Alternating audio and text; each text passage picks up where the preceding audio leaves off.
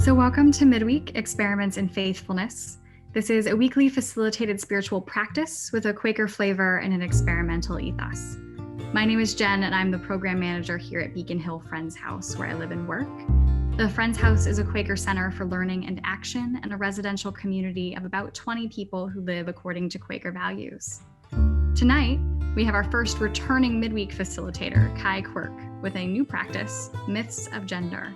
Gender, as it is often understood in a binary, is a myth. But it is a myth that we are trained to believe from an early age and influences the way we interact with each other and the world. If not the gender binary, then what?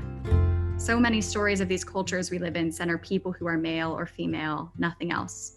But we can expand our understandings of gender at work in our lives. In this practice, we will explore notions of gender, particularly identities beyond the binary, through the lens of storytelling.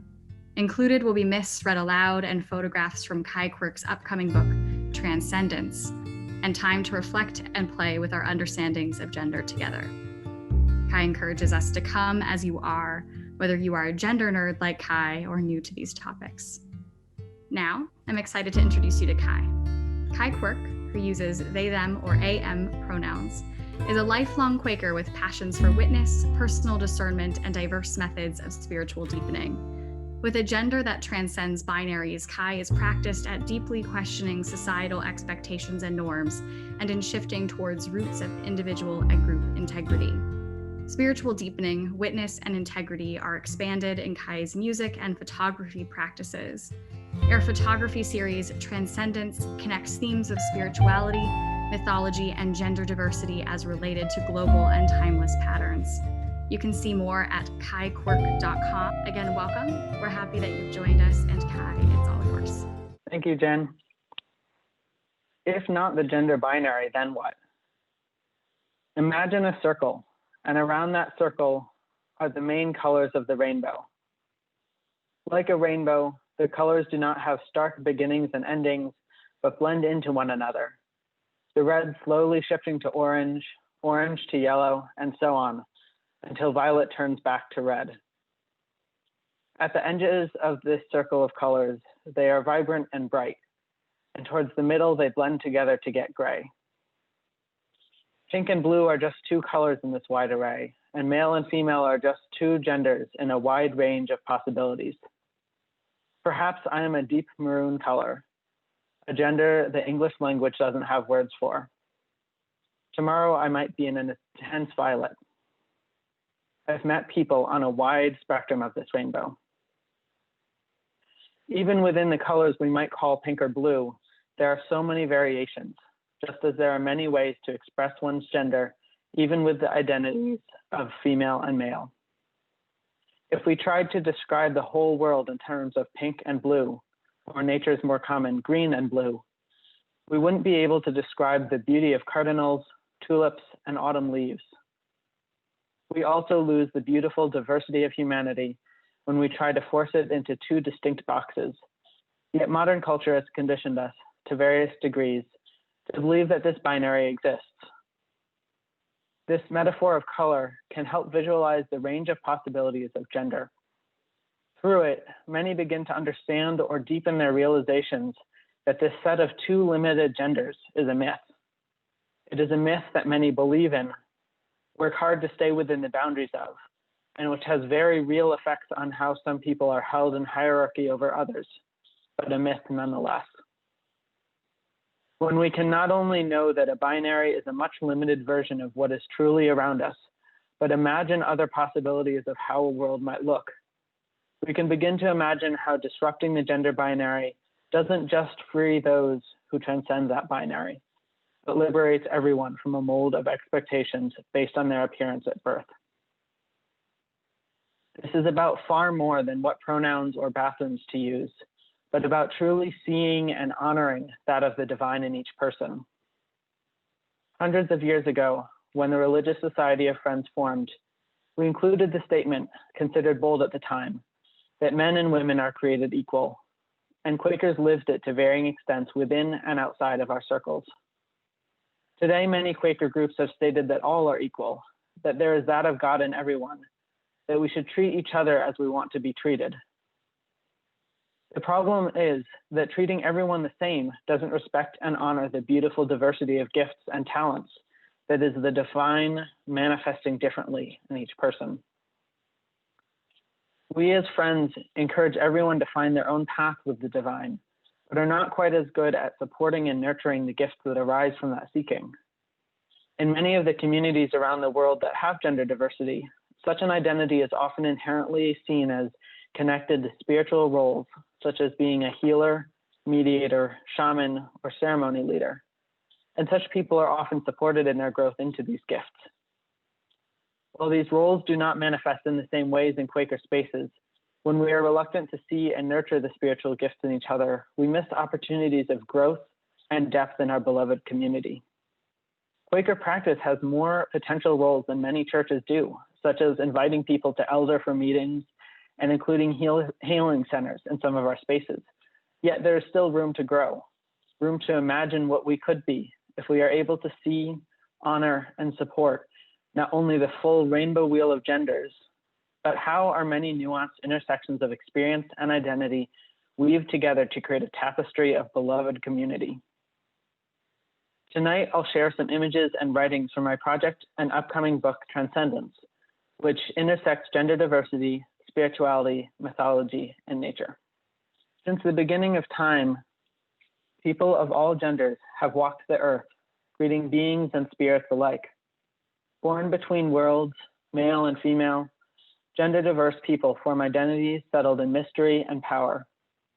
Some communities not only accept, but honor such people as sacred, and their legends and deities reflect this. Other communities try to erase gender diversity and the associated presences and stories alike. Many of these traditions are irretrievably lost, ravaged by oppression. The natural diversity prevalent through much of human history has been forcibly reduced to a perceived binary, reinforced by everyday language and customs. Gender diverse people continue to resist, reclaim, revive, and restore remaining pieces of these stories and identities that were taken. The powerful act of queer restoration repopulates the land of story and myth with ones that center fluid and trans identities. Within the phrase queer restoring or queer restoration, there are several elements. The preface re includes creating anew. It implies that there was once something there, that these kinds of myths and stories are in connection with ancient traditions, even if the strands were broken along the way. The endings ation or ing in restoration and restoring mean that the standing up to oppression and erasure must be active, that the hole where many more queer stories once were will not heal itself. In the middle, there is the word story. This includes tales, ones that educate, entertain, preserve history, and show morals. These tales have great power that can be used for help or harm, or often a gray area in between. They are not just the stories told in books and movies, but the more subtle ones that value one group of people over another, or lift up the beauty of diversity. Queer is so much more than gender and sexual identities. To queer something includes actively playing with and/or challenging binaries and societal expectations of what is supposedly normal. Queer restoration together is the creation of stories to fill gaps and expand nuanced narratives which celebrate and reaffirm the presences of queer people as deep-rooted and ongoing. Given the once prevalent histories and myths in thousands of cultures around the world, I can only imagine that my ancestors too had stories connecting me and my people to the spirit world and our fellow in-between kin. I imagine this is true for many people, many ancestors. As an act of restoration, Transcendence tells new stories, myths, and legends, ones that walk the many paths between binaries, male and female, night and day, land and sea, earth and sky, life and death, self and other, self and earth. I want to pass on, beyond myself, the freeing power of creating these new stories for oneself and ancestors.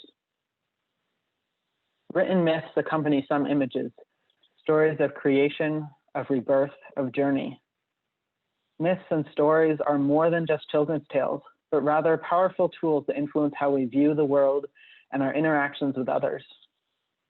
When cultural storytellers like Disney and Marvel center exclusively binary cisgender characters, transgender and genderqueer people get the message that we neither matter, nor exist, nor belong.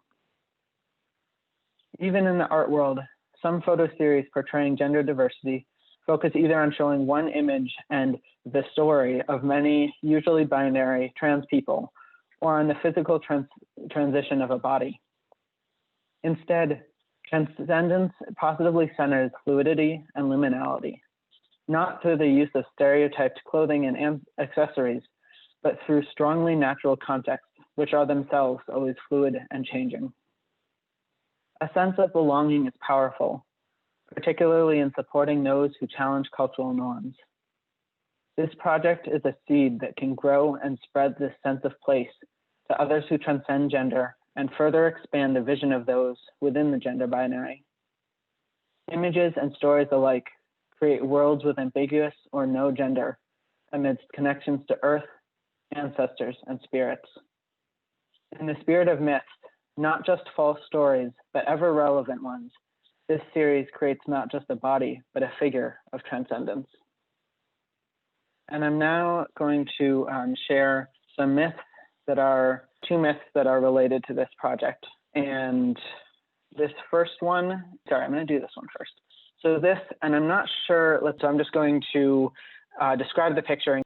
This image is at twilight, and there is a large tree that has kind of a hole in it with some light coming out, and a person peering around the side of the tree. And the person is me, but because they're all self-portraits. But and then the background, the sky is a deep blue, and all of the trees are bare. And this image is called Each Twilight, and the myth itself is called Twilight. Before the sun was born, the world remained in twilight. Nothing separated day from night, nor split the peoples of the earth as male and female. Each was free to be as they chose and love as their hearts desired. But this was not to continue forever. Comets passed the earth now and again, but eventually one struck, diving deep into the earth. Together, they created a star child. The day came when the star child emerged, blinding all in sight. Waves of fear, terror, and pain rippled through the nearby villages, and the child was greatly saddened. A nearby healer heard of this new being and journeyed to meet the star child. Unable to fly to meet the other star people, the child knew not even how to learn. The healer, with eyes shut tight, greeted the child and offered to help. Ancient stories spoke of star children learning to fly in far-off lands. The healer began to teach this child in the deep woods to save the sight of the people from further harm. Weeks passed, and by what became day, the star child leapt from the tallest tree in the forest and flew for as long as possible before falling back to earth. Each evening, the healer waited, eyes closed, arms open to catch the star child. Together, they returned to the hollow of an old tree for restorative slumber.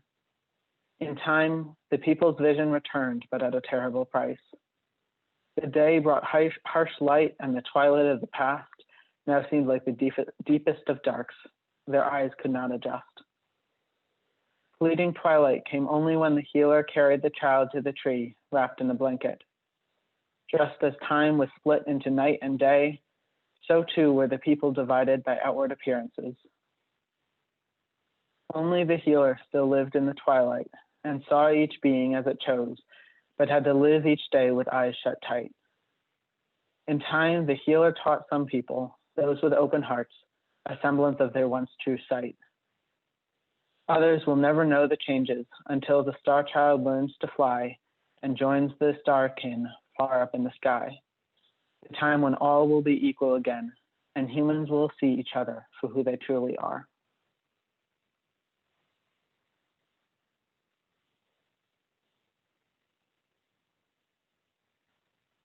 The second myth that I'm going to read to you goes with this image, and I'll describe this one too. And so this image is, there's a person in the center, and they're standing in water. Around them is fairly dark. This one actually is also twilight with somewhat barren trees behind. And there's the person has a white cloth over them, and a light is illuminating it from behind. And so there's a reflection as well.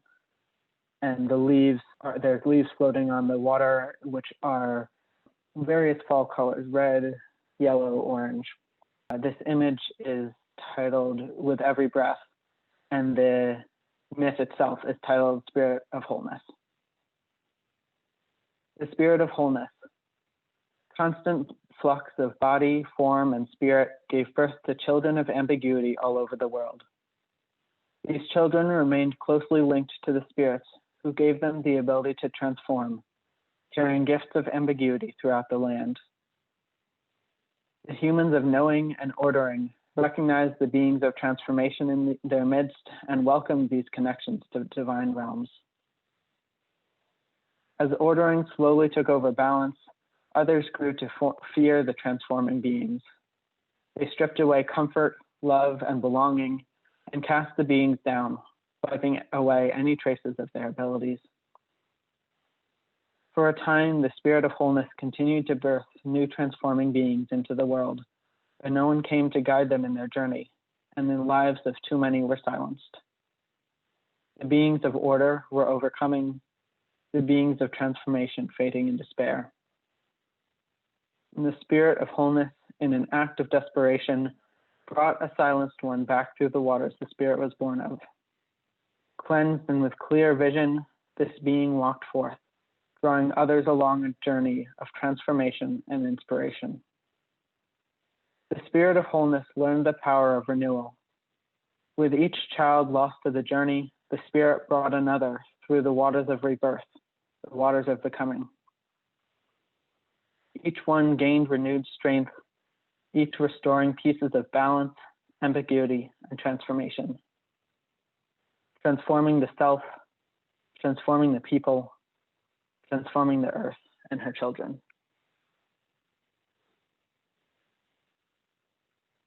I'd like to give some space to just sit with these, and they may be bringing up things for you or considering either with the myths or the metaphor of gender that we shared at the beginning of what does it look like? What does it feel like to, if gender, if the metaphor is a color wheel, and how do you feel on that color wheel and expressions of there? So any of those may be coming up in this time together in worship.